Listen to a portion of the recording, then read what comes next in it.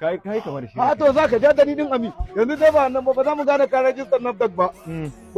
Gwada garin kwaki gwangwani ɗaya tuku. Ni na sani ai. Assalamu alaikum. Wa alaikum salam. Barka dai. Yawwa. Ya asa. Lafiya kalau. Hukuma ne suka zo. Ai, na tsamman garin kwaki za baka ai. Ba na shi da ka gana ma kamar da wanda zai sai garin kwaki. To ai yanayin na gani ka san yanzu ana yunwa. Da hukumar araji. Amma dai kana ganin tun na ka san dai kamar zan yi na udan nan da ban yunwa ba dai. Ya kai suka mata yunwa.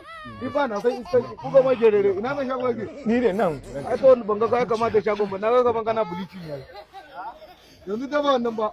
Ai rajistar na ta goma kai ba. A ofisa. Ba ka da shi kawai. Daga san ne kun local gam. Ina ruwanka daga inda nake baka yanzu ban ma kamata ofisa ba. Kai kamar shi. A to za ka ja dalilin ami yanzu dai ba nan ba za mu gane ka rajistar NAFDAC ba.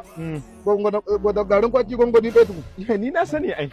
Ana ganin cikin nan da Za garin mu kwaki. gwada ne ko tana da rajista ko ba ta Ai da daga rajista. ganin wannan tumbun na sanin garin kwaki ne ya cika shi dam. Ka ce mi? A'a ba da kana ke barin ke dade.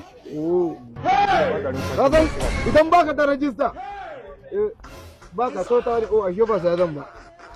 Ai Na ta yi sai zan zance da za ka kyauta ko ba za ka kyauta ba. wannan garin Wallahi kwaki. shi mai kyau ba saboda za mu je mu yi investigation a kai ne. Za mu duba idan baka da NAFDAC wallahi gobe sai da maturu. Wallahi za a je a kule gane kuma yanzu duka za ka sha sai ka dawo kaman albasa dan gari. Sai an dai na bada garin kwakin na Allah ya. Ka ce mi? A ba magana ne barin ke dade. Okay, na ce ko za ka yi magana. Za ka biyo ko ba za ka biyo ba? A ba zai ni ko. Baka ta suga ne?